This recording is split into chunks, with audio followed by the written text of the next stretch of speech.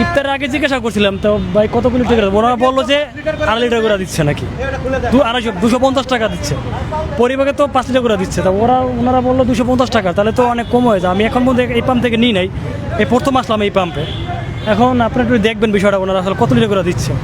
যদি কম দেয় 5 লিটারে, তাহলে তো ওরা সরকার ঘোষণা দিয়ে দিচ্ছে 5 লিটার দেওয়ার জন্য, তাহলে কম দেয় একটু আপনারা একটু দেখবেন পাইবেন। আপনার 100 পাম্পের ভিতরে 80টা পাম্পই বন্ধ, 20টা পাম্প খোলা। তার কারণে এই লাইনগুলো, কারণ এই গাড়িগুলো যদি আপনি সব পাম্পে সরাই যায়, সব পাম্প দিয়ে খুলে, তাহলে তো এই লাইনটা পড়বে না।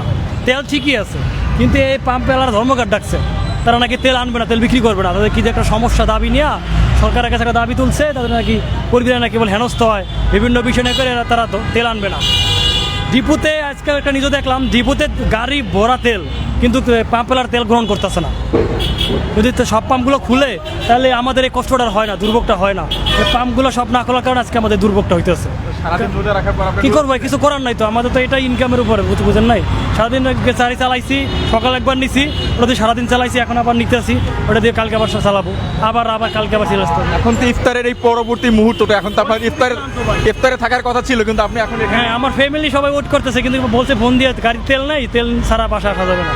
কী করবো, যদি এই সরকার যদি একটু খেয়াল করে সবগুলো পাম্প খুলে দেয়, হ্যাঁ, তাহলে আশা করি আর এই সিরিয়ালটা থাকবে না। কারণ আপনি এখন গাড়ি বেশি, আপনার তেলের দোকান কম, কাস্টমার বেশি, দোকান কম, এই জন্য আর কি সিরিয়ালটা ধরতে হইতেছে।